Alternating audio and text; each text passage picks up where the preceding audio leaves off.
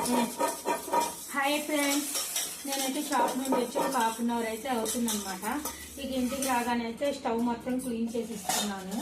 Clean చేసుకొని బియ్యం అయితే కడిగేసాను.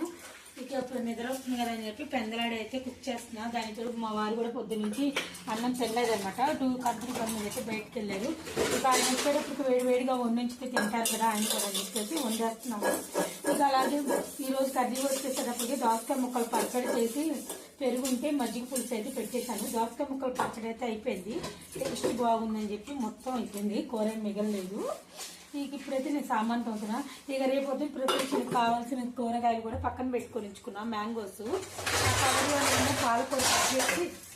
పాలకూర కట్ చేసి పక్కన పెట్టాను రేపు మార్నింగ్కి కర్రీకి. ఇక ఇప్పుడైతే థ్రెడ్ బ్యాంగిల్స్ అయితే చుట్టూ తయారు చేసాము. ఆ థ్రెడ్ బ్యాంగిల్స్ అయితే మాత్రం చాలా బాగున్నాయి. అల్లిన తర్వాత వీటిని మనం బయట కొనాలంటే కాస్ట్ ఎక్కువగా ఉంటుంది కదా అని చెప్పి ఇంట్లోనే మేము తయారు చేసేసాము. అదిగోండి మా బాబాయ్కి ఇప్పుడే పాలు కూడా తీసుకొని ఇంటికి వచ్చేసాడు. అన్నం అవగానే మాత్రం పాలు కూడా కాగబెట్టాడు. ఇంకా గాలి అయితే చాలా బాగుంది ఫ్రెండ్స్, చాలా లుక్గా ఉంది. అయిన తర్వాత చూస్తుంటే